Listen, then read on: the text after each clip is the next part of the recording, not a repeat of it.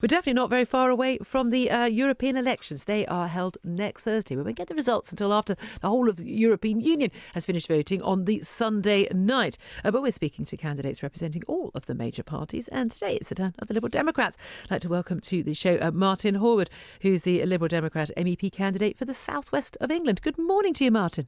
Good morning. Good morning. There's no doubt at all about it that the Liberal Democrats are doing very well in these elections, did very well in the local elections.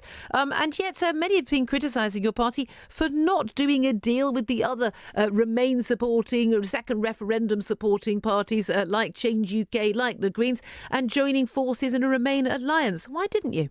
Well, it's a shame we couldn't, because Vince Cable, I think, was quite up for reaching out to those other parties and to trying to do a deal.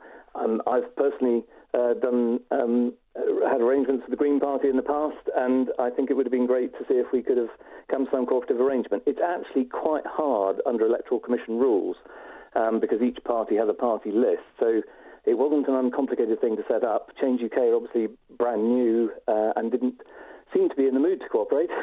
So that's a shame. Maybe we'll cooperate in future, and I'd like to see that, but I think it's come a bit early in this election. Well, having spoken to a candidate for the Greens yesterday, they said that the version of events given out by your leader, Vince Cable, wasn't quite accurate, and that actually they didn't want to cooperate with other parties. Isn't the reality that Lib Dems are seeing this as after doing very badly in 2015 after being in coalition with the Tories, that actually this is the chance for the Liberal Democrats to finally do well. 2017, as pretty much the only full-on Remain party, still didn't actually do very well in the polls. Isn't it just this is all about the fortunes of the Liberal Democrats rather than actually trying to actually achieve anything like your proposal, your main aim for a second referendum? Well, I know Vince Cable very well. He's a man of enormous integrity. He's cooperated with the Green Party in the past, actually, in parliamentary elections, so I think it would be very surprising if his version of events wasn't right, but obviously I wasn't a fly on the wall to those conversations. I think it has just been, none of us were expecting this election to take place. It's been very quick, and I think it just hasn't been possible. But look, I'd love to cooperate with these parties in the future, but the way the voting system works in these elections, this strange DeHont system that sort of cascades seats down, starting with the largest party, if we split the vote, it's going to be difficult, and we might all end up with no representation at all. So it is important that people get behind the strongest Remain party, or if they're pro-Brexit, they get, I guess, behind the strongest pro-Brexit party. And there are independent websites like Gina Miller's RemainUnited.org, which can tell you which is the tactically best place to vote in a particular region. In most of those regions, I have to say, it is the Lib Dems, because, as you said, we've just done very well in the local elections. We're on a real roll. We've also got 100,000 members across the country. We've got the resources, we've got the infrastructure, we've got the activists, we've got the data, we've got the resources that these smaller parties just don't have. Okay. And I think people just have to swing behind the Lib Dems. The polls are showing that we're easily the strongest of the parties unambiguously committed to stop Brexit. Well, you definitely appeared, looking by the local polls, there was a YouGov poll published on Monday. Shows Brexit Party at 34%, Labour Party at just 16%, Liberal Democrats yourselves at 15%, Greens at 11%, Conservatives down to 10%, and the Change UK Party down to 5%. It does certainly appear that the Liberal Democrats are benefiting from the confusion over Labour's Brexit policy. But many had thought, of course, it was Change UK would benefit from that. Now, they've now lost two candidates in their Scotland list. Their top candidate first left. Now their second candidate moved to the top. He yesterday defected to the Liberal Democrats yesterday. Are there going to be more defections, and if so, who? I don't know. I mean, we've had a member of the European Parliament, Julie Girling, who's been associated with Change UK, who's also said to vote Lib Dem as the best option in this election.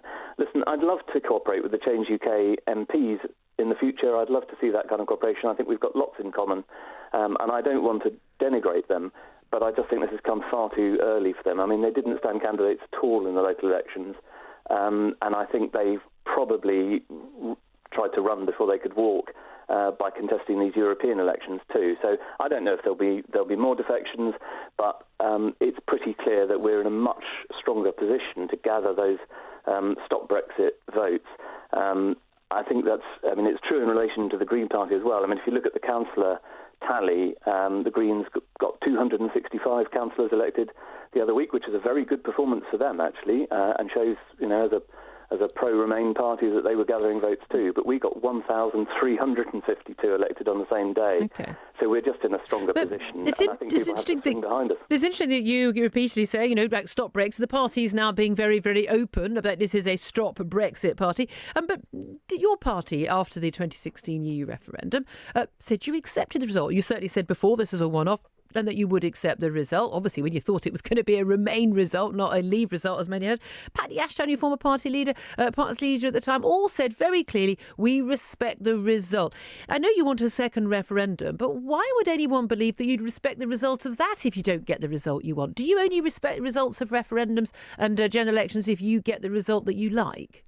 We do respect the result of the first referendum, but the problem with the first referendum was that although Remain was a clear alternative, because that was just the status quo, that's what we've got now, it's what everybody knows. Well, no, hold on a minute. No, I'm going to stop you there. There wasn't a specific...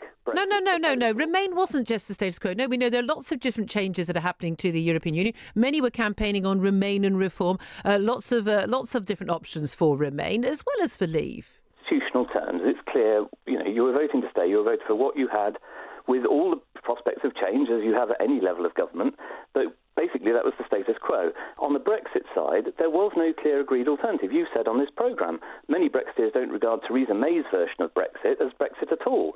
There are people who want Jeremy Corbyn's version of Brexit, which is much closer ties to the European Union, but still with no actual say in it. So there are at least 3 or 4 different versions of Brexit, and the fact that the Brexiteers can't agree which one is part of what's led to this complete stalemate.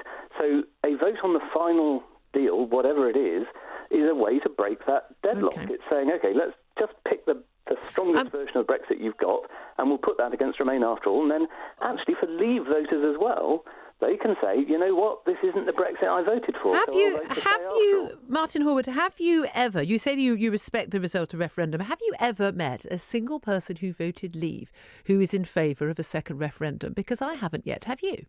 Yes, I have on the doorstep. I mean, I'm talking to hundreds of people on the doorstep, and I wouldn't say it's an overwhelming majority of Leave voters, but I've definitely met people who voted Leave who said now in most cases, it's people who've regretted their decision and say they now know a lot more about it.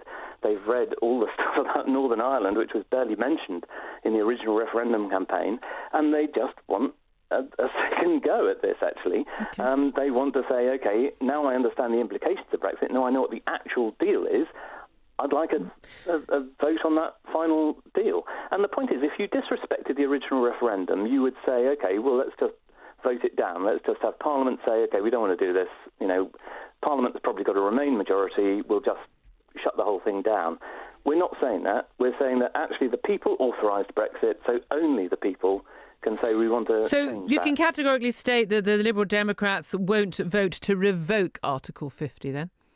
We do it to stop a no-deal Brexit. Well, hold on a minute. Hold on a minute. Article 50 is not Brexit. I hate to tell you, Martin Horwood, that Article 50 made it quite clear the country was going to be leaving. It gave the date of March the 29th earlier this year. Well, we passed that date. But it was quite clear there was no requirement in the Article 50 invoking that there should be a deal. There's no requirement of that whatsoever. It was a deal or no deal, Article 50. Yeah, so are you saying the Liberal Democrats would vote to revoke Article 50? But we voted against invoking Article 50 in the first place. We should never have set ourselves that deadline before we'd agreed what Brexit was.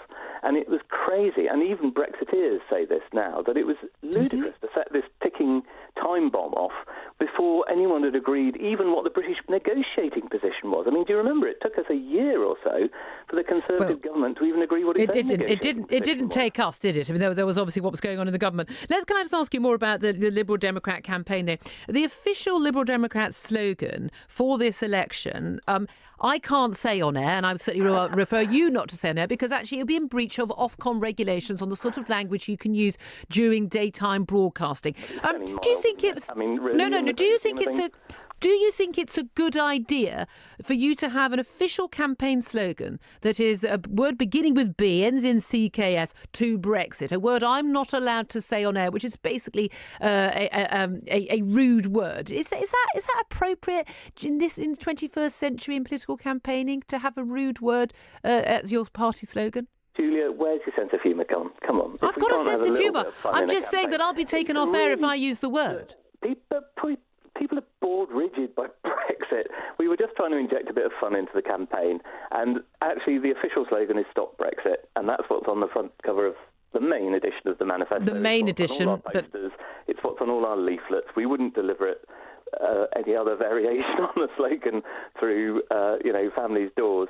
It was a bit of fun, and it livened up the campaign a bit. That's got to be a good thing, hasn't it? I mean, well, I do. No, but hold on a minute. In this time when people are criticising, the abuse and the like that people are getting, is that not basically an insult to the 17.4 million people who voted Leave, saying a rude word to that thing that they voted for?